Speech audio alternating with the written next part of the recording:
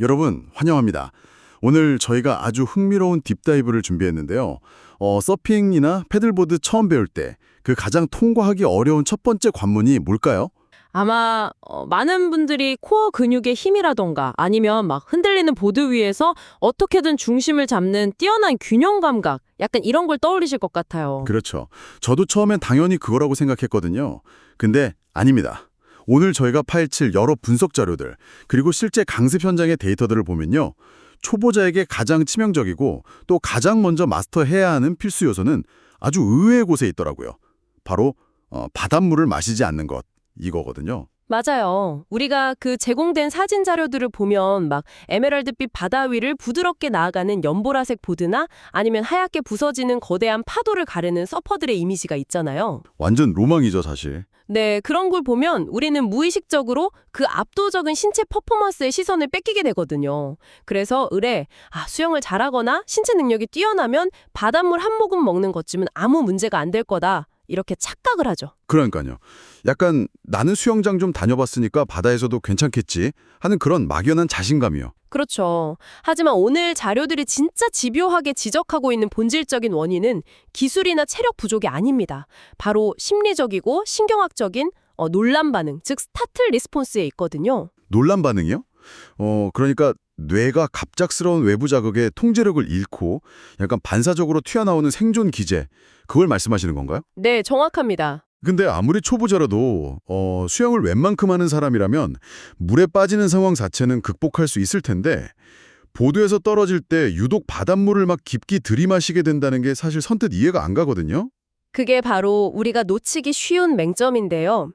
사람은 자신이 전혀 예상하지 못한 타이밍에 물리적인 충격을 받거나 시야가 갑자기 뒤집히는 상황에 직면하면 예고 없이 파도에 확 휩쓸리는 순간처럼요? 네, 맞아요. 보드에서 곤두박질 치는 순간에 직면하면 뇌에서 일시적인 패닉 상태가 유발됩니다. 이때 우리 몸은 극도의 긴장 상태에서 산소를 급격하게 요구하게 되거든요. 그러면서 본능적으로 입을 막 크게 벌리게 되는 거죠. 헐, 호흡 시스템이 공포라는 감정 때문에 일순간에 완전 셧다운 되는 거군요. 마치 그 공포 영화 보다가 갑자기 무서운 장면 튀어나오면 우리도 모르게 헉 하고 숨을 들이마시는 것. 약간 그거랑 비슷한 거네요? 아주 정확한 비유예요.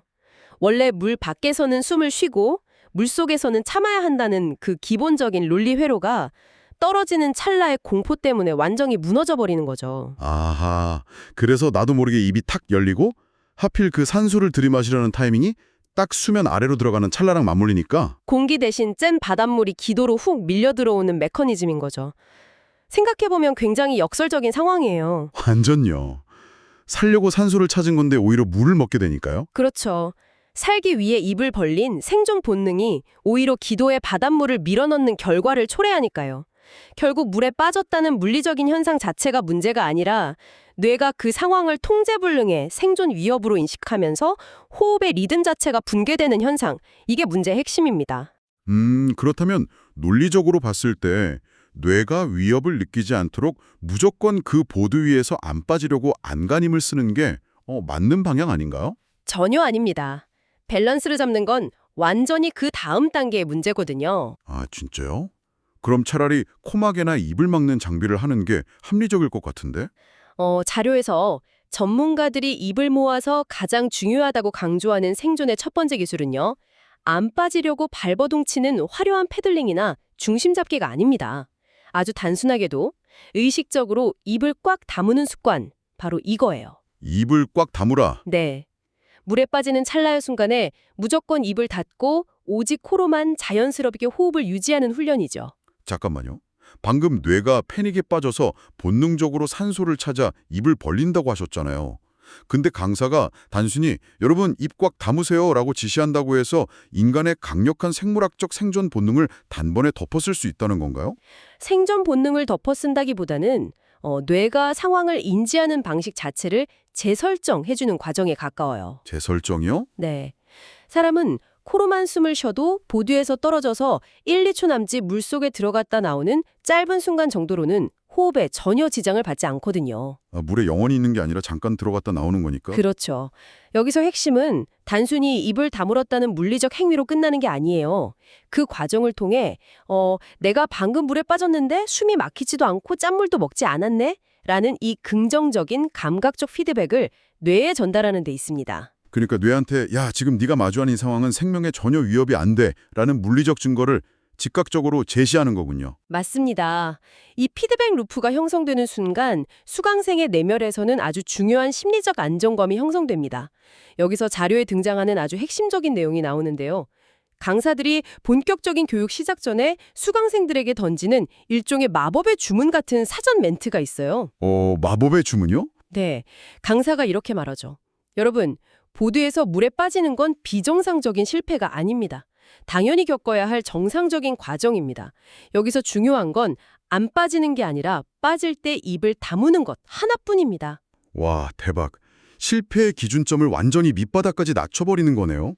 초보자들은 보통 넘어지거나 물에 빠지는 것 자체를 절대적인 실패라고 규정하고 엄청 두려워하잖아요. 그렇죠. 완전히 굳어버리죠. 근데 강사가 넘어지는 건 당연한 거고 입만 다물면 너는 오늘 성공한 거다라고 딱 선언해버리면 수강생 입장에서는 목표가 엄청 단순하고 통제 가능해지네요. 이 심리적 해방감이 물에 대한 신체 경직을 풀어주는 첫 번째 열쇠가 되겠어요? 맞습니다. 그리고 이 심리적 해방감을 현장에서 어떻게 활용하느냐에 따라 실제 강습 프로그램은 전혀 다른 두 갈래로 나뉘게 됩니다. 두 갈래라면 그 교육 설계의 뼈대가 달라진다는 건가요? 네, 목적과 대상에 따라 완전히 달라지죠. 자료에 명시된 두 가지 강습의 차이를 보면 확실히 알 수 있어요. 우리가 그 여름 해변에서 흔히 보는 풍경들을 떠올려 보면 이해가 쉬울 것 같아요. 가족 단위로 와서 얕은 물에서 막 웃고 가볍게 즐기는 사람들도 있고 반면에 비장한 표정으로 계속 물에 처박히면서도 굳이 거친 파도 속으로 들어가는 사람들도 있잖아요. 정확합니다. 그게 바로 두 가지 강습 형태인데요.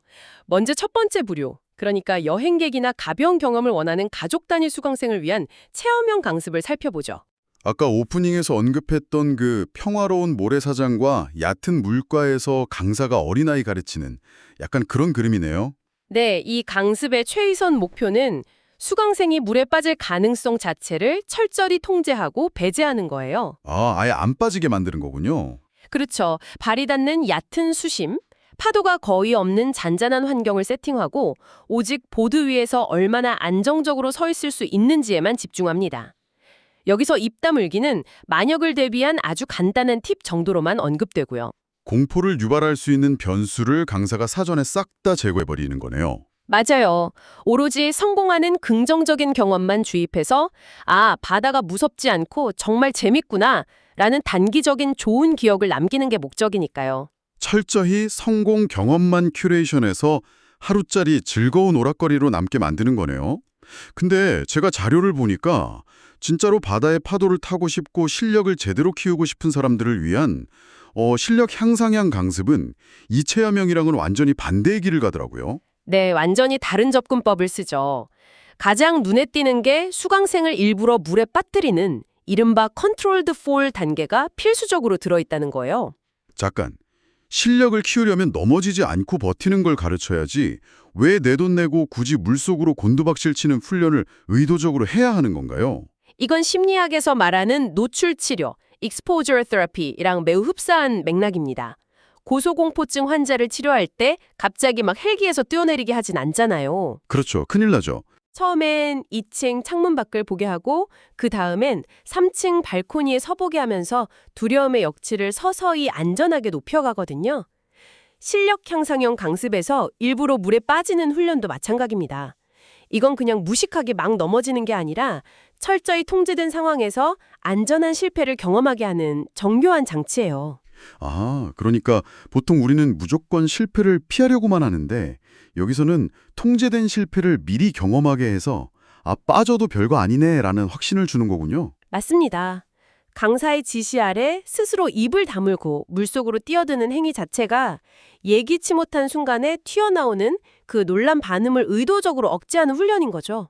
내가 빠지는 타이밍을 스스로 알고 입술을 굳게 닫고 물속에 1, 2초 머물다 나오는 걸 계속 반복하면 뇌가 더 이상 패닉을 일으키지 않겠네요. 네, 그 반복을 통해서 수강생 몸에는 나는 물에 빠져도 괜찮다는 확신이 근육에 각인됩니다. 내가 실패를 통제할 수 있다는 감각, 그 심리적 회복 탄력성이 갖춰져야만 파도를 읽어내고 보드를 컨트롤하는 기술들을 비로소 머리로 흡수할 수 있는 상태가 되는 거거든요. 와, 완전 심리전이네요. 근데 여기서 아주 흥미로운 변수가 또 하나 등장합니다. 내가 물에 떨어지는 걸 통제하고 입 닫는 훈련을 아무리 완벽하게 했다고 쳐도 내가 빠지게 되는 그 환경 자체가 종목마다 완전히 다르더라고요. 네. 패들보드와 서핑은 겉보기엔 그냥 보드 위에 서서 물살을 가르는 것 같지만 공포를 유발하는 환경적 요인 자체가 완전히 다르죠. 자료 보면 이 두 종목에서의 낙수 상황을 아주 대조적으로 분석하고 있는데 이게 심리적으로 어떤 질감의 차이가 있는 건가요? 먼저 패들보드 환경을 볼까요? 패들보드는 파도가 치지 않는 깊고 잔잔한 수심으로 나아가는 경우가 많습니다. 여기서 밸런스를 잃고 떨어지면 내 몸 전체가 수면 아래로 아주 깊게, 때로는 1m 가까이 쑥 잠겨버릴 수 있어요. 맞아요. 파도의 폭력성은 없지만 발이 바닥에 안 닿는 그 어둠 속으로 쑥 빨려 들어가는 듯한 약간 고요하고 서늘한 공포감이 있죠. 네, 순간적으로 방향 감각을 완전히 상실하거나 물속에 되게 오래 있는 듯한 공포가 오기 쉽거든요. 그렇기 때문에 패들보드 교육의 최우선 핵심은 이완 그리고 기다림에 맞춰져 있습니다. 아, 발버둥 치는 게 아니라요? 네, 수강생에게 물속에 깊이 잠기더라도 당신은 무조건 천천히 떠오른다는 걸 인지시키는 게 핵심이에요. 부력조끼도 있고 보드랑 리쉬로 연결되어 있으니까요. 입을 다물고 몸을 이완한 채 부력이 나를 밀어 올려줄 때까지 차분히 기다리는 법을 익히는 거죠. 어설프게 버둥거릴수록 힘만 빠지고 패닉이 올 테니까 억지로 올라오려 하지 말고 기다리라는 거군요. 완전 기다림의 미학이네요. 반면 서핑은 진짜 전혀 다른 질감의 공포잖아요. 아까 묘사했던 거대한 녹색 파도를 뚫고 나가는 서퍼들의 이미지, 이건 잔잔함이랑은 완전 거리가 멀단 말이죠. 서핑에서의 낙수는 그야말로 거친 파도와 보드에 깔리는 전복 상황의 연속입니다. 파도에 휩쓸려 구르고 숨 돌릴 틈도 없이 다음 파도에 덮쳐지는 여러 번 연속으로 물에 빠지는 상황이 빈번하거든요. 헐, 마치 거대한 세탁기 속에 던져진 것처럼 사방에서 몰아치는 거네요. 맞아요. 여기서는 깊은 물에 가라앉는다는 공포보다는 압도적인 힘에 휘둘리면서 파도 타이밍을 놓치고 호흡을 뺏긴다는 패닉이 훨씬 큽니다. 그럼 서핑에서는 마냥 이완하고 기다리는 게 아니라 그 혼돈 속에서도 침착함을 유지하고 다음 파도 사이클을 읽어내는 쪽으로 교육 방향이 잡혀야겠네요. 정확합니다. 낙수에 반복적으로 적응하고 침착함을 유지하는 게 가장 중요하죠. 와, 결국 내가 맞닥뜨릴 두려움의 성질이 종목에 따라 완전히 다르니까 강사가 미리 그 환경을 예측하고 대비책을 쥐어줘야 한다는 거네요. 여러분도 새로운 환경에 뛰어들 때 그곳의 파도가 어떤 성질인지 미리 아는 것만으로도 훨씬 덜 당황하지 않을까요? 맞습니다. 그래서 이 모든 걸 조율하고 강습생의 이탈을 막는 강사의 역량과 시스템이 진짜 절대적으로 중요한 거예요. 강사의 책임이 엄청나네요, 진짜. 만약 강사가 이런 디테일한 심리 차이를 무시하고 초보자를 무작정 깊은 물에 밀어넣으면 어떻게 되나요? 최악의 참사가 벌어지죠. 마음의 준비가 안 된 상태에서 바닷물을 마시게 되면 속이 심하게 울렁거리고 공포감이 치솟거든요. 특히 다대일 그룹 강습에서는 한 명의 공포가 도미노처럼 번져서 전체의 휴식이 길어지고 수강생들이 대거 이탈하는 끔찍한 상황이 발생할 수 있습니다. 헐, 옆 사람이 바닷물 먹고 저 못하겠어요 이러면 나도 덩달아 멘붕이 오는 거잖아요. 그렇죠. 그걸 막기 위해 전문 강사들은 강습 전 반드시 체크리스트를 확인합니다.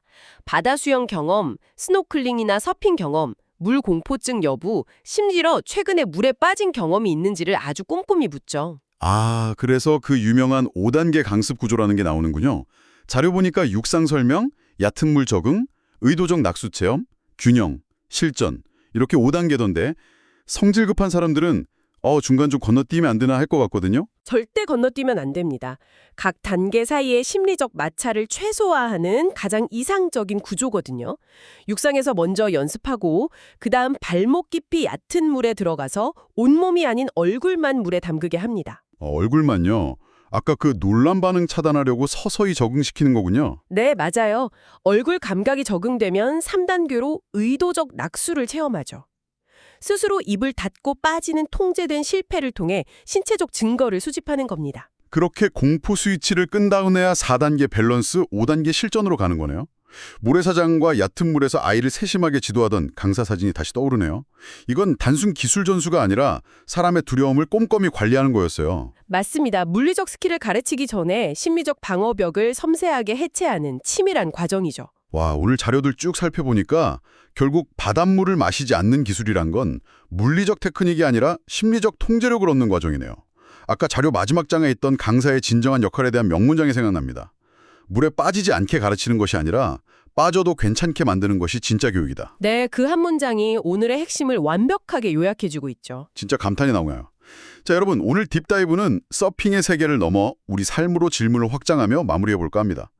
지금 여러분은 인생에서 어떤 새로운 파도 앞에 서 계신가요? 혹시 물에 빠지는 것 자체가 두려워 시작조차 못하고 숨을 꾹 참고만 있지는 않으신가요? 충분히 그럴 수 있죠. 때로는 통제할 수 없는 실패, 그 물 빠짐을 두려워하기보다 그저 입을 다물고 평정심을 유지하며 물속으로 한번 기꺼이 빠져보는 것. 그것이 여러분을 더 넓은 바다로 이끌어주지 않을까요? 통제된 실패를 통해 더 단단해질 여러분을 응원하며 오늘 심층 분석은 여기서 마치겠습니다. 다음 시간에도 흥미롭고 예리한 자료들과 함께 돌아오겠습니다. 여러분 안녕히 계세요.